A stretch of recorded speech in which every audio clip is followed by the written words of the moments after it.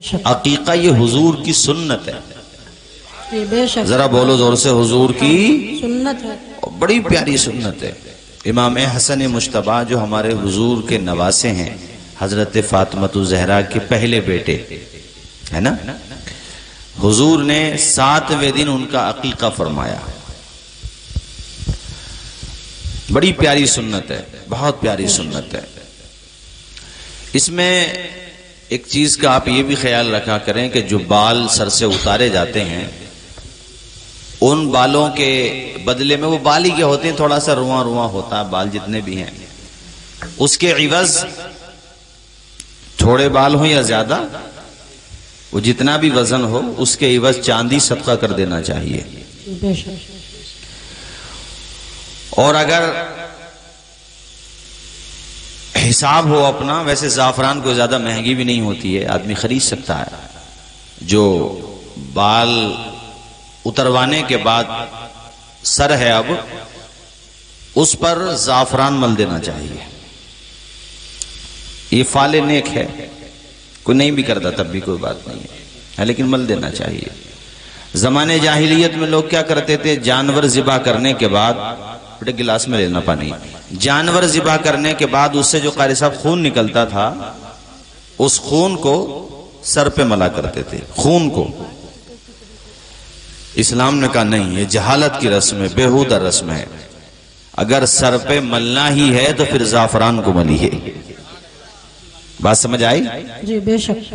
اچھا، اسی طرح جو جس جانور میں آپ حصہ لیتے ہیں، حصہ کا مطلب یہ ہوگا کہ بڑے جانور میں 7 حصے ہوتے ہیں، تو لڑکا ہے تو 2 حصے، لڑکی ہے تو 1 حصہ. لیکن شریعت کہتی ہے کہ اگر آپ لڑکے میں بھی 1 حصہ لینا چاہیں اور آپ کا حساب نہیں ہے تب بھی عقیقہ ہو جائے گا. جی بے شک. بات سمجھ آئی؟ مگر جن کے پاس پیسوں کا انتظام ہو انہیں 2 ہی حصے لے لینے چاہیے، چونکہ اللہ نے دیا ہے تو اس کی راہ میں خرچ بھی کرو. میں نے آیت بھی وہی پڑھی ہے، اللہ کہتا وَأَمَّا بِنِعْمَتِ رَبِّكَ فَحَدِّثْ، بے شک یعنی جو نعمت دی گئی ہے اس کا چرچا بھی کرو.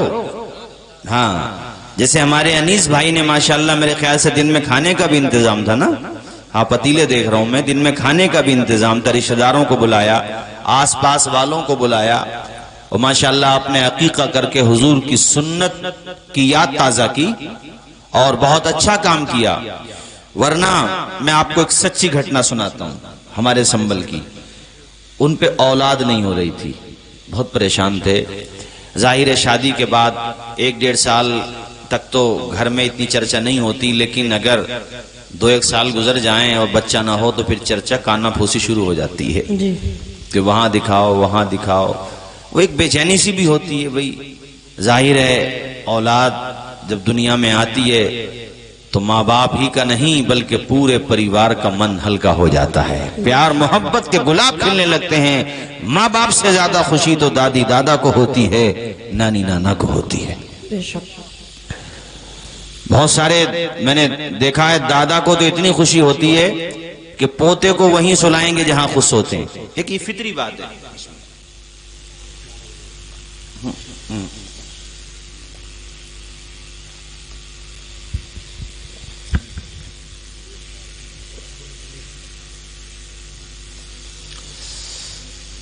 پوتی پوتوں سے محبت ہی بہت ہوتی ہے. ایک مرتبہ کو تمہارے والد صاحب زندہ ہیں؟ کدھر بیٹھے ہیں؟ ارے ادھر آؤ بھائی، آپ بھی آؤ، آ جاؤ ادھر آ جاؤ. کیا نام ہے ان کا؟ عبدالعزیز بھائی، آپ بھی مبارکباد ہیں. والدہ بھی باقید حیات ہیں ماشاءاللہ. دونوں اس لیے کہ بہت سے بچے وہ بھی ہوتے ہیں جنہیں باپ کا پیار تو مل جاتا ہے مگر دادی اور دادا کا پیار نہیں ملتا. اور ہاں، بہت سے بچے وہ بھی ہوتے ہیں جنہیں باپ کا پیار بھی نہیں ملتا. شکم میں ہوتا ہے بچہ، پتہ چلا والد کا انتقال ہو گیا. ایسے گھر میں جب پیدائش ہوتی ہے تو خوشی تو بہت ہوتی ہے بلا شبہ، لیکن ایک دل میں ٹھیس بھی ہوتی ہے، ایک دل میں تڑپ اور بے چینی بھی ہوتی ہے بچے کی ماں کو کہ آج میرا شوہر زندہ ہوتا تو یہ پل اور یہ خوشیاں دیکھ کر کے کس قدر خوش ہوتا. وہ بیویاں اپنے آپ کو خوش نصیب سمجھیں جن بیویوں کے شوہر زندہ ہیں، وہ بچے اپنے آپ کو قابل مبارکباد سمجھیں جن بچوں کے ماں باپ زندہ ہیں۔ بے شک بے شک۔ اور یہ تو مطلب کتنی خوشی کی بات ہے کہ ماشاءاللہ جو بچہ جس کا عقیقہ ہوا ہے اس کے دادی دادا بھی زندہ ہیں۔ ارے بولو نا زور سے سبحان اللہ، اور اللہ کا شکر ادا کرو، وہی خوشیاں دینے والا ہے بھائیو، وہی پریشانیوں کو دور کرنے والا ہے۔ اندھیرا دور کرنے کو اجالا کون دیتا ہے، امیدیں ٹوٹ جائیں تو سہارا کون دیتا ہے، شکم کی آگ جب بڑھ کر کلیجہ چھلنی کرتی ہے، اما بجھا کر تشنگی منہ میں نوالا کون دیتا ہے، وہ جو پتھر میں بھی کیڑوں کو غذا دیتا ہے وہ خدا ہے جو ہم سب کا کام بنا دیتا ہے۔ قابل مبارکباد ہے۔ تو ہمارے وہاں بیٹی تشریف رکھیے اجی الحمدللہ، ہمارے وہاں کئی سال ہو گئے بچے کی پیدائش نہیں ہوئی، سنیے آپ بھی، سنیے آپ لوگ بھی، کئی سال ہو گئے پیدائش نہیں ہوئی، تو سب کے پاس گئے، وہ خیر اللہ تعالیٰ کا خاص کرم ہوا اور ان کی بیوی جو ہے امید سے ہو گئی۔ جب بچے کی پیدائش کا وقت آیا تو دیکھیے اللہ نے کتنا اچھا موقع اور کتنا اچھا وقت دیا بچے کی پیدائش کو۔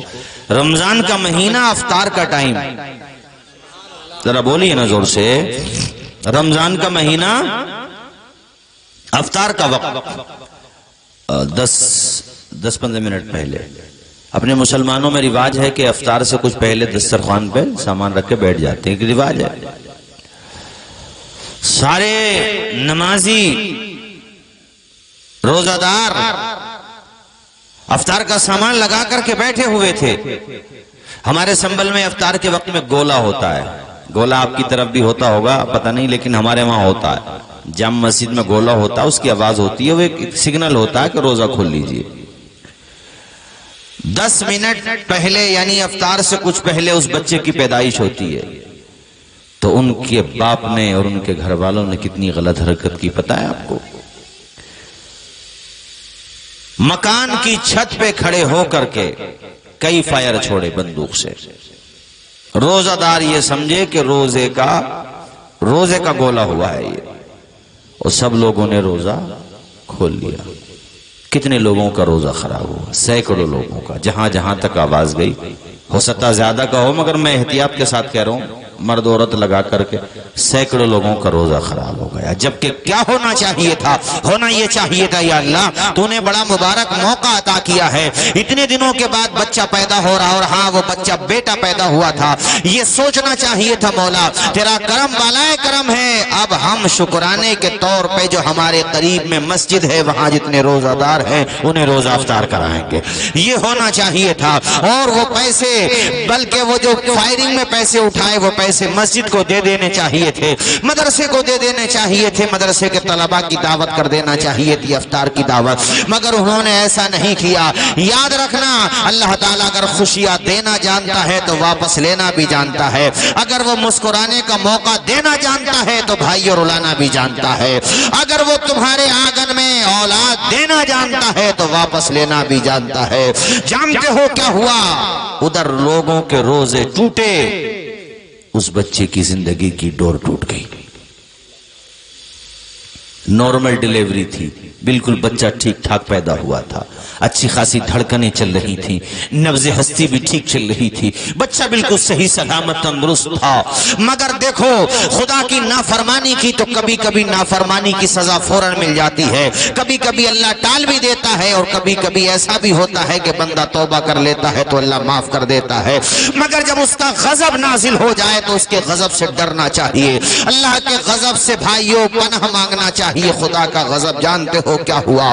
وہی بچہ جو ابھی کچھ دیر پہلے رو رہا تھا، پیدا ہونے کے بعد بچہ روتا ہے نا، جس کی دھڑکنیں ٹھیک ٹھاک تھیں، بچہ بالکل صحت مند تھا، تندرست تھا، نارمل ڈیلیوری ہوئی تھی، چھوٹا یا بڑا آپریشن کسی طرح کی کوئی سمسیا بھی نہیں ہوئی تھی، مگر دیکھو اللہ کو ناراض کیا تو نبض ہستی خاموش ہو گئی، گلشن حیات پہ پتجھڑ آ گئی، بچے کے سانسوں کی ڈور ٹوٹ گئی، اور پتہ یہ چلا کہ خوشی کے ساتھ دنیا میں ہزاروں غم بھی ہوتے ہیں، جہاں بجتی ہے شہنائی وہاں ماتم بھی ہوتے ہیں۔